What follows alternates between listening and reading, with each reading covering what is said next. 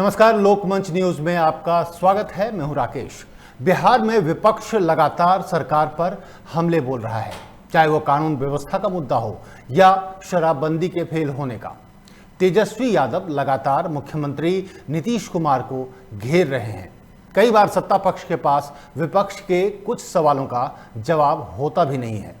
एक बार फिर नेता प्रतिपक्ष तेजस्वी यादव ने मुख्यमंत्री नीतीश कुमार को घेरा है, उन पर हमला बोला है। एक प्रेस कॉन्फ्रेंस करके तेजस्वी ने सुशासन सरकार के कई दावों की पोल खोल दी है। ड्राई स्टेट होने के बाद भी शराब हर जगह मिल रहा है। जिसके स्कूल में शराब की खेप मिली, उस रामसूरत राय पर सरकार कार्रवाई नहीं कर रही है। इसके अलावा भ्रष्टाचार और क्राइम पर जीरो टॉलरेंस की बात करने वाले नीतीश कुमार के मंत्रिमंडल में तकरीबन 64% दागी विधायक हैं। इस तरह की और भी कई मुद्दे हैं, कई बातें हैं जिन मुद्दों पर तेजस्वी ने नीतीश कुमार को घेरा। इस मुद्दे पर हम बात करेंगे, अपने मेहमानों का परिचय कराएंगे, लेकिन पहले तेजस्वी ने क्या कहा है ये हम सुन लेते हैं। सबसे पहले हम आपको सुनवाते हैं कि शराब, जहां ड्राई स्टेट है बिहार, वहां पर शराब की स्थिति क्या है और कैसे शराब हर किसी को मुहैया है। नीतीश जी के मंत्रिमंडल में लगभग 64% दागी मंत्री हैं, टेंटेड मिनिस्टर हैं। और ये केवल हम ही लोग नहीं कहते हैं, कई जाने माने अखबारों में भी ये बातें निकल कर आई। अभी आप सुन रहे थे तेजस्वी यादव को, जो साफ तौर पर कह रहे थे कि उनके पास आंकड़े हैं। 64% जो विधायक हैं विधान परिषद में, विधानमंडल में, उनका जो दागी रिकॉर्ड है जो नीतीश कुमार के साथ हैं। इसके बाद उन्होंने कहा कि शराब की बिक्री पूरे बिहार में हो रही है और ये शराब माफिया करवा रहा है। जो एमएलए हैं, जो विधायक हैं, उनके संरक्षण में शराब की बिक्री हो रही है। आइए सुनते हैं। एजेंसी कह रही है 30 लाख लीटर अगर शराब आए हैं तो किसकी जिम्मेदारी है? और आपके एमएलए, मंत्री से लेकर के सब जो है दारू बिकवाने का काम कर रहे हैं। एफआईआर तक हो जाता है, सब कुछ हो जाता है, एविडेंस दे दिया जाता है, तो भी नीतीश कुमार जी बेबस नजर आते हैं सामने। नीतीश जी की ऐसी हालत होगी कि इनसे ज्यादा कमजोर, बेबस मुख्यमंत्री बिहार में नहीं आज तक मिला, या पूरे देश में आप कह लीजिए। कितना कमजोर, थका हुआ, बेबस, मजबूर मुख्यमंत्री इस देश में और कोई नहीं होगा जितना नीतीश कुमार जी। इसके बाद तेजस्वी ने प्रेस कॉन्फ्रेंस में यह भी कहा कि नीतीश कुमार के बहुत करीबी हैं रामसूरत राय, उनके स्कूल में शराब की खेप मिली। इसके बाद एफआईआर दर्ज हुई, लेकिन फिर भी पुलिस कोई कार्रवाई नहीं कह रही है, जो साफ तौर पर इस बात की ओर इशारा करता है कि सरकार के संरक्षण में यह सब हो रहा है। एक तरह से बस दिखाया जाता है कि इतनी शराब जो है पकड़ा दी गई, लेकिन ये सोर्स कहां से है, ये आता कहां से है शराब? तो हम तो कह रहे हैं कि जो शराब माफिया हैं, असली में शराब बंदी नहीं हुई है बिहार में। असली माफिया बिहार का शराब माफिया अगर कोई है तो नीतीश कुमार जी। और हम लोग चाहते हैं कि तुरंत जो है मंत्री रामसूरत राय जी को बर्खास्त किया जाए। कुल मिलाकर विपक्ष के तेवर से यह साफ तौर पर लग रहा है कि किसी भी मुद्दे पर विपक्ष सरकार को छोड़ने के मूड में नहीं है। इस मुद्दे पर बात करने के लिए हमारे साथ जुड़ गए हैं हमारे दो मेहमान हैं। नीरज कुमार हैं हमारे साथ, जेडीयू की तरफ से पूर्व मंत्री रह चुके हैं बिहार सरकार में और कद्दावर नेता हैं। साथ ही हमारे साथ आरजेडी की तरफ से राष्ट्रीय प्रवक्ता हैं सारिका पासवान जी हमारे साथ जुड़ गए हैं। सबसे पहला सवाल नीरज जी, तेजस्वी यादव के प्रेस कॉन्फ्रेंस पर उन्होंने जो कुछ भी कहा, नीरज जी उस पर पहली प्रतिक्रिया आपकी क्या है?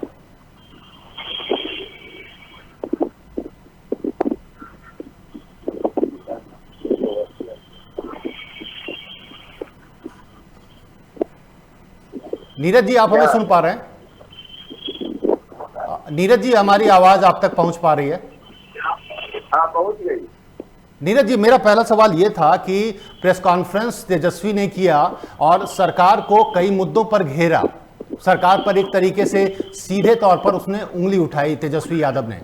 आपका जो आपने भी सुना होगा, पहली प्रतिक्रिया आपकी क्या है तेजस्वी के प्रेस कॉन्फ्रेंस पर? देखिए, विपक्ष के नेता माननीय तेजस्वी यादव हमसे उम्मीद करते हैं कि रेगुलर ही काम करना चाहिए, लेकिन वो तो पॉलिटिकल टूरिस्ट प्रेस जर्नी देते हैं। प्रेस कॉन्फ्रेंस में तथ्यों को भी रखना चाहिए, और तथ्यों को जब भी रखिए तो उसका चेहरा भी सामने रखिए। आईना की तरह देखना चाहिए कि हम जो आरोप लगा रहे हैं उसकी एबिलिटी हम है, दूसरा जो आरोप लगा रहे हैं उसका फैक्ट क्या। ये दो चीज राजनीति में साख के लिए महत्वपूर्ण लगता है। मीडिया में बने रहने के लिए तो हम कुछ भी आरोप लगाते हैं, लेकिन दो चीजें, पहला इसकी एबिलिटी हम है कि नहीं, और दूसरा जो सवाल उठा रहे उसका फैक्ट क्या। नीरज जी, स्टेट ड्राई है, ड्राई स्टेट में शराबबंदी है, नीतीश कुमार जी ने शराबबंदी करा रखी है, लेकिन शराब हर गली मोहल्ले में सबको उपलब्ध है। इसमें फैक्ट चेक क्या करना है, इस पे आप बताएं कि इसमें कौन सा फैक्ट गलत है। हम ये करें, सरकार ने तो कभी दावा नहीं किया है जी। और देश के 30 राज्य में ये दावा है, जहाँ भी शराबबंदी लागू है वहाँ कौन दावा किया। वर्धा में तो शराबबंदी है ना, का महात्मा गांधी का, वहाँ भी अवैध शराब का मुद्दे पर सस्ते ये मिल जाएगा आपको। भाई जन के प्रवृत्ति के लोग रहते हैं, आपको इसका मतलब शराबबंदी फेल है। तो अगर शराबबंदी के बाद भी नीरज जी, अगर हर व्यक्ति को आसानी से मिल रहा है, मुहैया है शराब, हर गली मोहल्ले में उपलब्ध है, तो शराबबंदी का कोई मकसद तो होगा। वही बात है ना, चीजों को समझना बहुत जरूरी है। जी, क्या समझा सकते हैं आप, बताइए। मैं बता रहा हूँ जी। जिसे अपराध करने पर जेल जाता है, बेटी को मारने पर दहेज हत्या का मुकदमा होता है, जी। तो सब लोग जाता है, लेकिन इस आदत से लाचार लोग जाते हैं उनको आप। लेकिन इतना शराबबंदी का असर जरूर है कि आज कोई हिम्मत नहीं है किसी को कि चौक चौराहे पर खड़ा होकर करके किसी को अपमानित करेगा। शराब पी करते थे, ये किसी को हिम्मत नहीं है। अब अवैध शराब पीते हैं लोग, आप देख लीजिए किडनी के मरीज की संख्या बढ़ रही है। भाई शराब पीने से जो लोग इसकी आलोचना करते हैं मुझसे यही पूछते हैं कि शराब पीने से फायदा क्या क्या है भाई। नहीं नीरज जी, सरकार ने शराबबंदी कर दी है, शराब खुलेआम नहीं मिल रही है, लेकिन अगर उसके बावजूद शराब अवैध रूप से चलता रहे, सबको मिलता रहे, तो उससे आपको कोई आपत्ति नहीं है, सरकार को कोई आपत्ति नहीं है? नहीं, बिल्कुल आपत्ति। हम कार्रवाई करते हैं, कार्रवाई करने में हम परहेज करते हैं क्या? इसके लिए टोल फ्री हमने अगर कार्रवाई करते हैं तो इसी मुद्दे पर तेजस्वी ने रामसूरत राय का उदाहरण दिया है। उनके स्कूल से शराब बरामदगी हुई, उसके बाद भी कार्रवाई नहीं हो रही है। क्या हमको आप बताइए, हम ये जानना चाहते हैं लैंड ओनरशिप किसका रामसूरत रहता है, ये हमको समझना बहुत जरूरी है। तो इसका मतलब कि लालू यादव पर आरोप है भ्रष्टाचार से सजा याफ्ता है, तो तेजस्वी यादव कटघरे में है, दिल्ली सजा याफ्ता है। भाई लैंड का ऑनरशिप उनके फादर के नाम पर है। तो मैं सुना हूँ जहाँ तक स्कूल चल रहा है, स्कूल चला रहे हैं क्या भोला जैसी मंत्री?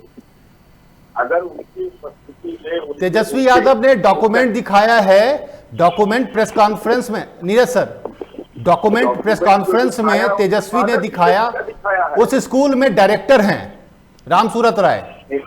पूरी बात मुझे कहने दीजिए। अब मैं अपना मकान मेरा है और उस मकान में कोई किराएदार है, रेंटर है, तो मकान का मालिक भी जिम्मेदार हो जाएगा, उसका रेंटर जिम्मेदार होगा।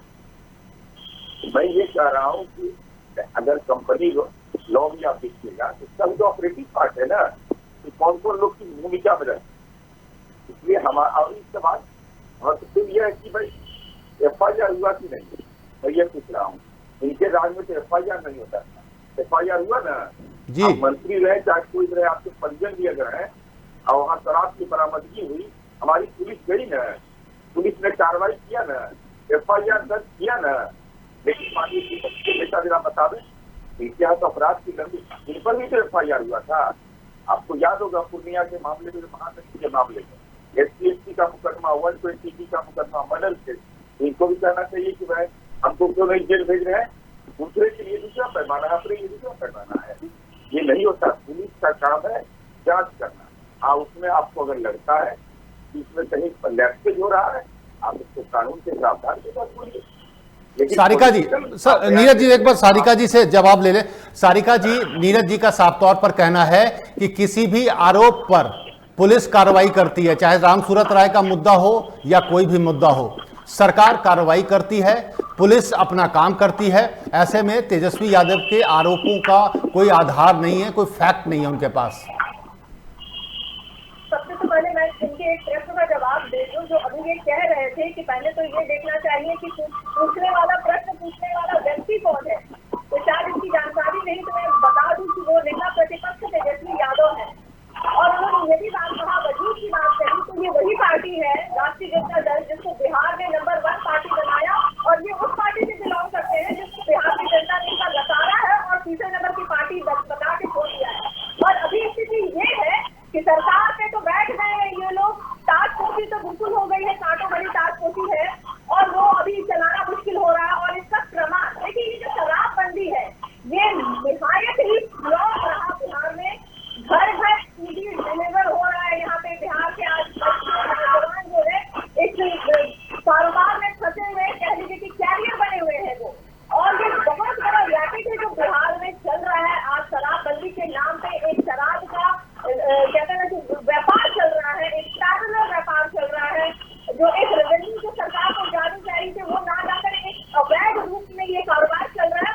और आप एक बात बताइए, मुझे का जवाब दे दीजिए, तकरीबन 20,000 करोड़ का यहाँ शराब का धंधा चल रहा है। क्या ये मुमकिन है कि ऐसे प्रदेश में इतने हजार करोड़ का अवैध व्यापार चल रहा है और वो वहाँ के मुखिया के संज्ञान के बिना या वहाँ प्रशासन के संज्ञान के बिना चल रहा होगा? बिल्कुल नहीं, मैं तो एटलीस्ट उसको कतई मानने को तैयार नहीं हूँ। और यही कारण है कि सीधा सीधा आरोप मुख्यमंत्री जो कॉर्नर वाले मुख्यमंत्री नीतीश कुमार जी है उस पर जा रहा है कि उनके प्रदेश में जो मकोबला वो करते आए हैं शराबबंदी के नाम पे, आज उनके प्रदेश में खुलेआम शराब मिल रहा है, उनके ही मंत्रियों के घर में मिल रहा है और वो कार्रवाई नहीं कर रहे। इतना ही नहीं, उनके खुद के मंत्री विधायक शराब का सेवन करके बार बालाओं के साथ ठुमकते हुए दिखे हैं। ये तो बिल्कुल क्लियर सबके हाथों हाथ फोन है, सबने देखा है ये चीजें। लेकिन आज अगर हम प्रश्न कर रहे हैं मुख्यमंत्री जी से कि आपने ये क्यों नहीं कार्रवाई की, उनके घर के अंदर शराब बरामद हुआ, क्या मजबूरी? नीरज जी मतलब कुल मिला के सारिका जी शराब के मुद्दे पर, सारिका जी एक मिनट, सारिका जी शराबबंदी को टोटली फ्लॉप बता रही हैं और उनका जो आरोप है कि कई विधायक और एमएलए इसमें मिले हुए हैं, प्रशासन का संरक्षण है, इस पर क्या कहेंगे नीरज जी आप? जब डिबेट किलो लेवल पर ले जाए जी, क्या बिहार के तमाम विधायक और विधान पार्षद शराब पीते हैं? ये कहना चाहते हैं? ये क्या है? इसके पास प्रमाण है? अगर तेजस्वी यादव को राजनीति में अवकाश है तो बताए। नाम बताने में डर लग रहा है, नाम बताने में डर लग रहा है, यही तरीका डिबेट का। अरे आप शराब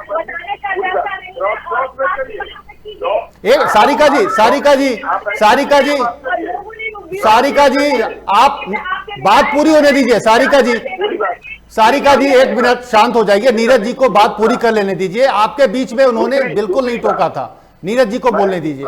उस नेता से सवाल पूछ रहा हूँ जिस पर SC/ST के मुकदमे का आरोपी है। मैं उस विपक्ष के नेता से सवाल पूछ रहा हूँ जिन पर मर्डर का केस है। मैं उस विपक्ष के नेता से सवाल पूछ रहा हूँ जिन पर 420 के धारा के तहत IPC के तहत मुकदमा दर्ज।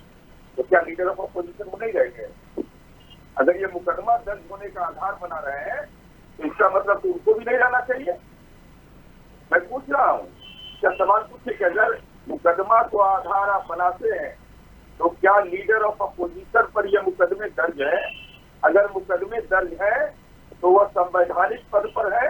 जैसे आप मंत्री पर आरोप लगा रहे हैं वैसे ही हम आपसे पूछ रहे हैं, आपके सारिका जी इन पर भी आरोप। सारिका जी आप बताएं, नीरज जी ने जो सवाल पूछा है कि क्या सिर्फ मुकदमे की वजह से तेजस्वी को अपनी कुर्सी छोड़ देनी चाहिए? भी जरूर अपने लिए रखनी चाहिए और उनको जरूर इस बात का पता होगा कि किस तरीके से नीतीश कुमार जीते थे 302 का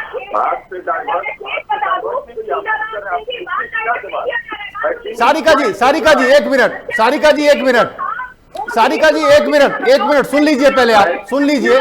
सारिका जी पूरी बात सुन लीजिए, एक मिनट। सारिका जी एक मिनट सुनिए आप। सारिका जी एक मिनट। सारिका जी ऐसे बात नहीं हो पाएगी, आप मेरी बात सुनिए। सारिका जी एक मिनट मेरी बात सुनिए। आपने जो सवाल उठाया कि राम सूरत राय पे एफआईआर है, पुलिस ने गिरफ्तार नहीं किया, वही सवाल नीरज जी ने पूछा कि नेता प्रतिपक्ष पर भी एफआईआर दर्ज हैं, तो क्या उनको गिरफ्तार कर लेना चाहिए या उनको भी इस्तीफा दे देना चाहिए? या इस सवाल का जवाब दीजिए आप।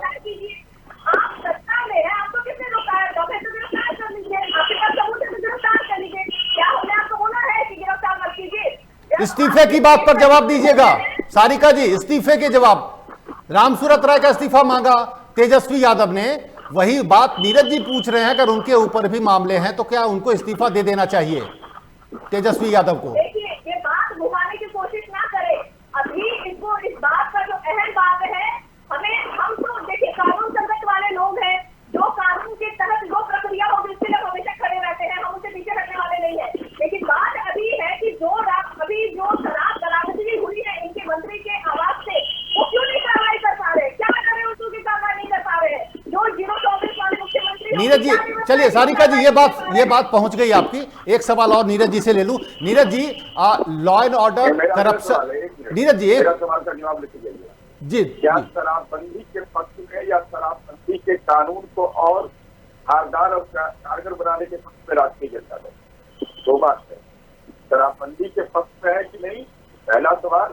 क्या शराबबंदी के जो तयशुदा कानून है आज, क्या उस कानून को और सख्त बनाया जाए, इसके लिए और क्या किया जाए कि पक्ष का यह भी काम होता है, सलाह दे। चलिए, ये नेता प्रतिपक्ष से सवाल है जो सारिका जी शायद बता पाएंगे। लेकिन नीरज जी एक सवाल और बन रहा है। नीतीश कुमार जी ने कहा था कि भ्रष्टाचार, करप्शन, कानून व्यवस्था को तोड़ने वाले, मतलब जीरो टॉलरेंस की बात की थी। लेकिन अभी जो आपका जो उनका मंत्रिमंडल है उसमें तकरीबन 64% दागी विधायक हैं। इस मुद्दे को उन्होंने उठाया है, इस पर आपका जवाब चाहूंगा।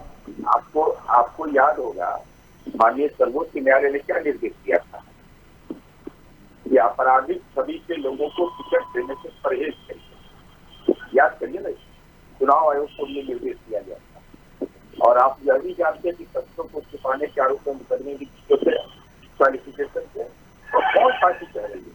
मेरे पास क्रेडिट चाहिए तो पढ़ के सुना दें।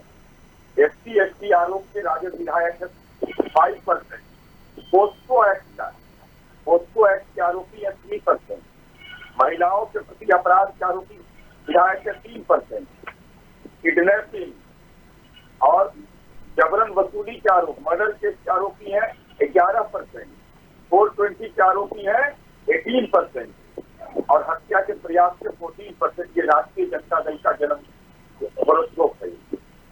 मैं पूछना चाहता हूँ कि सुप्रीम कोर्ट ने तो आपको निर्देश दिया, मतलब नीरज जी पूरी बात कहने की, बोल लीजिए। बड़ा मजाक है, इसलिए मैंने कहा था एबीसी का सवाल। ये एक ऐसी पार्टी है जिसके नेशनल प्रेसिडेंट को चुनाव लड़ने का अधिकार है और नैतिक रूप से वो राष्ट्रीय जनता दल के राष्ट्रीय अध्यक्ष। अब वो लोग बताएंगे करप्शन पर, तो क्राइम पर बताएंगे। अब आपसे भी पूछ रहे हैं कि हम लोग, नीरज जी मैं आपसे वही पूछ रहा हूं कि अगर विपक्षी दल, नीरज जी एक मिनट सुन लीजिए, अगर विपक्षी दल, मैं भी पब्लिक सर्वेंट हूँ और एक स्टाफ जो होता है, कर्मचारी जो सरकारी है, वो भी पब्लिक सर्वेंट है। हम पब्लिक सर्वेंट अगर है, हम भ्रष्टाचार में सजा याफ्ता हो जाएंगे, हमको पेंशन लेने में कोई लज्जा नहीं है, हमको सिक्योरिटी चाहिए कोई लज्जा नहीं, हमको बंगला चाहिए कोई लज्जा नहीं। और एक गरीब कर्मचारी अगर है तो उसका तो संपत्ति जब्त हो जाएगा, उसका तो पेंशन जब्त हो जाएगा भ्रष्टाचार के आरोप में। और 1988 का कानून है प्रिवेंशन ऑफ करप्शन एक्ट, क्या लालू जी को नहीं मालूम था कि करप्शन करने पर हम संदिग्ध हो सकते हैं? तो शराबबंदी जो ऐसा ही है, शराबबंदी के कानून के बाद कुछ लोग का दिमाग में चलते रहता। और नीरज जी अब सुनिए, नीरज जी अब एक सवाल मेरा सुनिए। नीरज जी क्या आप ये कहना चाहते हैं कि विपक्ष पे अगर तमाम आरोप हैं, भ्रष्टाचार के और क्राइम के अगर आरोप हैं, तो क्या उससे आपका भी अपराध या आपका आरोप कम हो जाता, आप पे लगे आरोप? आपको याद होगा, हमारे दल के श्रम विधायक थे 2015 में, याद करिए, हम अपने दल का भी हिसाब दे रहे हैं, दूसरे दल का भी। राजवल्लभ यादव पर आरजेडी के विधायक थे, बड़ी पार्टी थी, तेजस्वी यादव डिप्टी सीएम थे। आरोप लगा, हमने सुना नहीं, हमने कहा जेल जाना पड़ेगा। हमारे दल के विधायक अनंत सिंह थे, जेडीयू के समय, आरोप लगा, जेल गए कि नहीं? हमने तो समझौता किया, छोटी पार्टी जब थी, लीडर पार्टी राष्ट्रीय जनता दल था। शहाबुद्दीन का मामला देख लीजिए, राजवल्लभ यादव का मामला देख लीजिए, हमने कम्प्रोमाइज कभी किया है? सारिका जी, साफ तौर पर नीरज जी का कहना है कि आप या आपकी पार्टी या आपके नेता अगर भ्रष्टाचार और कानून और व्यवस्था की बात करें तो वो शोभा नहीं देती, क्योंकि आप उसमें भी बहुत बुरी तरीके से फंसे हुए हैं। आप प्रवचन नहीं दे सकते सारिका जी। राकेश जी, ये बड़ा ही आशास्पद के साथ साथ बहुत दुख के साथ मुझे ये कहना पड़ रहा है कि ये लोग दोहरे चरित्र के व्यक्ति हैं। एक तरफ से ये जो गिनतियां गिना रहे हैं और ये जो इनके खुद के 64% जो मंत्री हैं वो दागदार हैं, जो बलात्कार, हत्या, गिरौती और इन तमाम जो संगीन घटनाओं में उनका नाम है, उससे ये उतार रहे हैं। दूसरी बात, इनके ही मंत्री थे मेवालाल, सबको याद है, अशोक चौधरी, जैसे कि उनकी पत्नी के नाम पे वो डायरेक्टर थे और वो सारा कार्यभार संभाल रहे थे। मेवालाल चौधरी को किस तरीके से इस्तीफा देना पड़ा, हटाना पड़ा, ये पूरी लोगों ने देखा है, बिहार की जनता ने देखा है। ये इनके ही मंत्री के पर बहुत पुरानी घटना नहीं है, ये बहुत ताजा तरीन घटना। मुझे लगता है इनको बेशक से याद होगा, या हो सकता है कि लॉस हो गया, उन्हें याद नहीं होगा। यही कारण है कि नजदीक की चीजें इनको याद नहीं है, पुरानी ये चीजें बहुत अच्छे से याद करके रखे हुए हैं कि ये वो मंत्रिमंडल है। और अभी मैं ताजा तरीन बात अगर इनको याद दिलाऊं तो इनके ही मुकेश सहनी है, जो 420 का उन्होंने अभी काम किया है, जो अपने हिंसक भाई को उन्होंने सरकारी कार्यक्रम में भेज दिया था। डिफेमेशन में फंस जाएगी, कहाँ बता रहे हैं इनको आप? फंस जाएंगे डिफेमेशन में।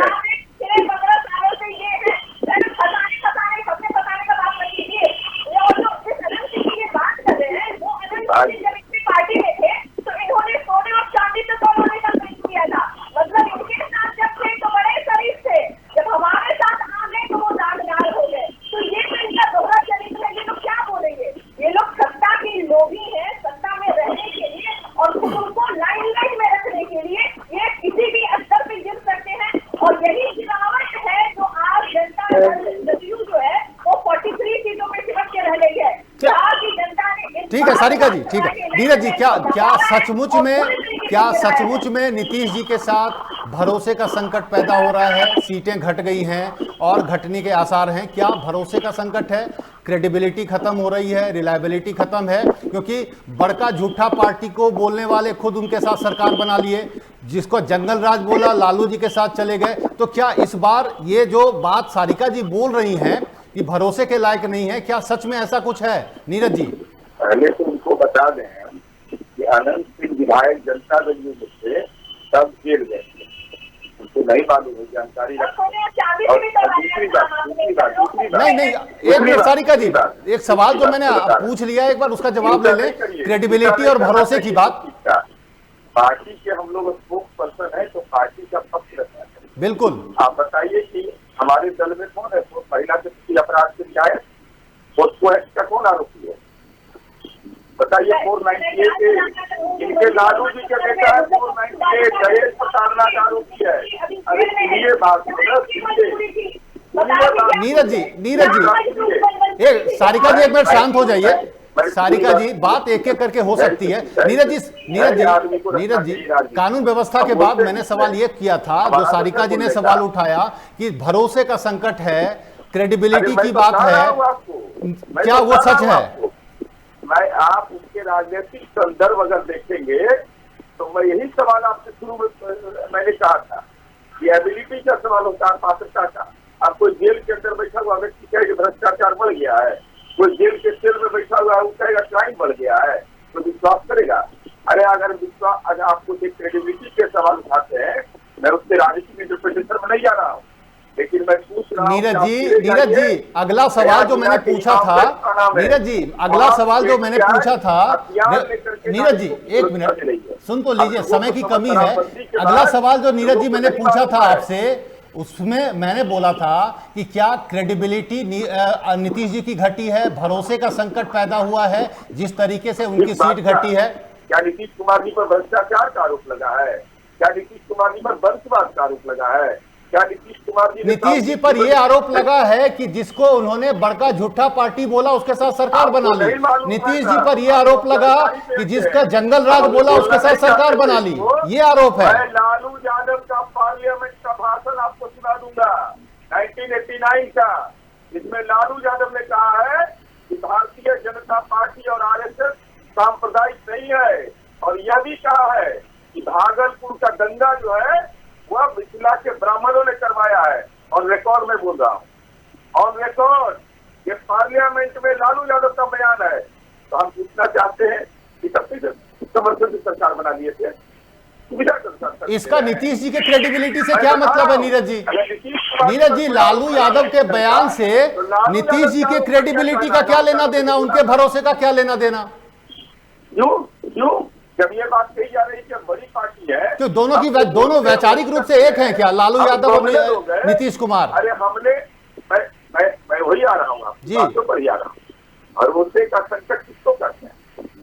जनता का मैंडेट नहीं है। भरोसे का संकट वही है कि जिसके विरुद्ध आप चुनाव लड़ते हैं बाद में उसी के साथ एक हो जाते हैं, ये भरोसे का संकट है। जनता तो देख रही है। आप तब क्या करते हैं? तब हम लोग भी पटियाला कोर्ट में जाके खड़ा रहते हैं, पता चलता है कि हमारे डिप्टी सीएम जा रहे हैं, हम लोग वहां पर एफिडेविट भरते। एक दिन देखना था ना, जब हम लोग एफिडेविट वहां पर भरते, भैया हमको भी एफिडेविट देना है, जमानतदार बनना है, एक दिन देखना। और मैं पूछना चाहता हूँ कि क्या उस समय राष्ट्रीय जनता दल गवर्नर साहब क्या गए थे? हाँ, मैं क्या कहा, विधानसभा को बंद करिए, नया चुनाव कराइए, ये दस्तावेज। मतलब कुल मिला के गद्दी बचानी थी ना नीरज जी? नहीं, हमने क्या कहा था? हमने कहा था, आप पढ़ लीजिए जी। हमने जिस समय समझौता भी किया है उस समय भी ये बात हमने कही है। हमने यह कहा था कि हम भ्रष्टाचार पर कोई समझौता नहीं करेंगे, क्राइम पर नहीं करेंगे। आप उदाहरण भी बताइए, शहाबुद्दीन और राजवल्लभ यादव का हमने कहा समझौता। चलिए नीरज जी वक्त की कमी है, सारिका जी वक्त की कमी है। और सत्ता क्या होता है? इसको सत्ता का लालच होगा। नीतीश कुमार जी ने तो मानक स्थापित करके बिहार में रख दिया है, एक दिन के लिए। चलिए बहुत नीरज जी, समय की कमी है। बहुत बहुत शुक्रिया नीरज जी, आपने वक्त निकाला हमसे बात करने के लिए। सारिका जी, आपका भी बहुत बहुत शुक्रिया टाइम निकालने के लिए और हमारे साथ जुड़ने के लिए, बहुत बहुत शुक्रिया। तो फिलहाल इतना ही, वक्त है ब्रेक का। ब्रेक के बाद भी बने रहिए हमारे साथ।